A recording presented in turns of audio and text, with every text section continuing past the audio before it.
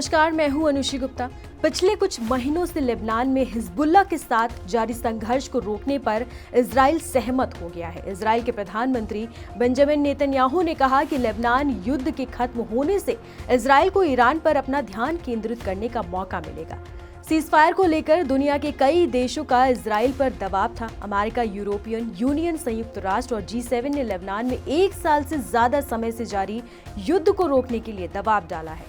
अब इजराइल और लेबनान के बीच संघर्ष विराम समझौता लागू हो गया है। दुनिया भर के नेताओं ने इसका स्वागत भी किया। यूरोपीय नेताओं ने इजराइल और हिजबुल्लाह के बीच संघर्ष विराम की सराहना की। चीन के साथ साथ ब्रिटेन, जर्मनी और फ्रांस के नेताओं ने भी इस मामले पर अपनी अपनी प्रतिक्रिया दी है। अब बात करते हैं गाजा की। हिजबुल्लाह से समझौते के बाद पूरी दुनिया में अब सवाल ये है कि गाजा में क्यों लड़ाई जारी है, वहां कब संघर्ष विराम जैसा समझौता होगा। गाजा में बड़े पैमाने पर बर्बादी और विनाश हुआ है। बड़ी तादाद में लोग मारे गए हैं, जिसमें बच्चों और बूढ़ों की संख्या भी कम नहीं है। 41,000 से ज्यादा फिलिस्तीन इसमें मारे जा चुके हैं और इस युद्ध को 1 साल से ज्यादा हो चुका है।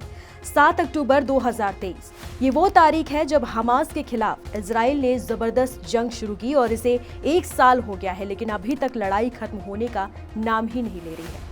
इस हमले में इजराइल के करीब 1200 इजरायली नागरिक मारे गए, जिसमें इजरायली सुरक्षा बलों के अलावा आम नागरिक भी शामिल थे। साथ ही हमास ने 250 इजरायली नागरिकों को बंधक बना लिया। इजराइल ने उसी दिन युद्ध की घोषणा की और गाजा पट्टी में ऑपरेशन आयरन स्वॉर्ड शुरू कर दिया। गाजा की पूर्ण नाकाबंदी का ऐलान किया गया। बिजली, भोजन और ईंधन की आपूर्ति रोक दी गई। इस संघर्ष में अब तक 41,000 से अधिक फिलिस्तीनी मारे जा चुके हैं और लाखों लोग विस्थापित हुए हैं। अब एक सवाल सुनिए, गाजा में युद्ध विराम में कहां समस्याएं हैं? क्यों इजराइल अभी युद्ध नहीं रोकेगा? हालांकि गाजा में इजरायली हमलों में कमी आई है। इजराइल और हमास के बीच संघर्ष विराम और कैदियों की अदला बदली के प्रयास जारी है। हाल ही में मिस्र, कतर और अमेरिका की मध्यस्थता से गाजा में 4 दिन के मानवीय संघर्ष विराम पर सहमति बनी थी। इससे गाजा में राहत सामग्री पहुंचाने की प्रक्रिया आसान हुई है।